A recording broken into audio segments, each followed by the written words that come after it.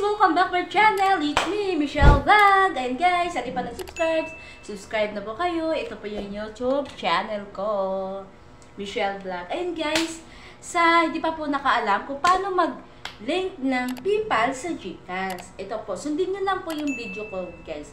Madali lang to, guys. Basta meron na po kayong PayPal na ginawa.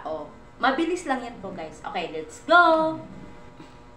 Paano ba maglagay ng PayPal sa GCash, yung link niya?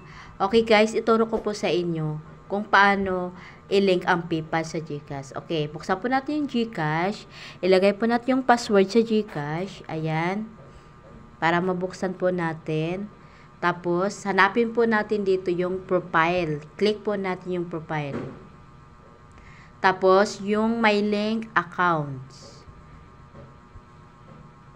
Ayan guys, diba guys, naka-gray pa yan, yung PayPal. Okay, pindutin po natin PayPal, yung nakalagay link account.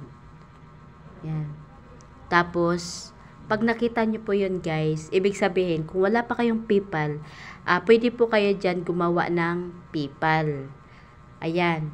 Pero pag may PayPal na po kayo, na ginawa, mag-login lang po kayo guys. Pindutin nyo lang po yun natin nasa taas. Ayan.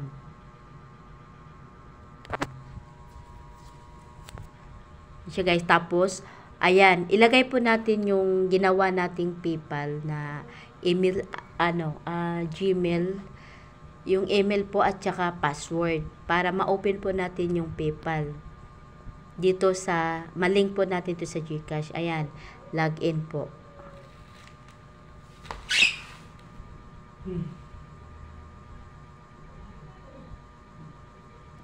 Ayan na guys. Ayan, nakalink na po yung account na dito, yung PayPal po natin dito sa GCash. Mabilis lang yan guys. Okay. Tapos, i-okay, pindutin nyo po dito yung okay. Ayan.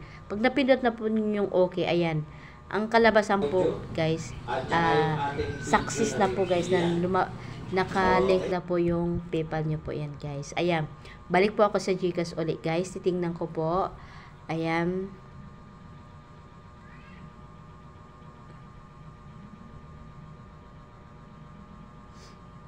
Ayan na siya guys.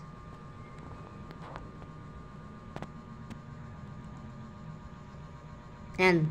Tingnan po natin dito sa profiles. Ayan guys. Ayan. Pindutin po natin may link. Ayan guys. May kulay na po yung PayPal. Kanina gray po yan guys.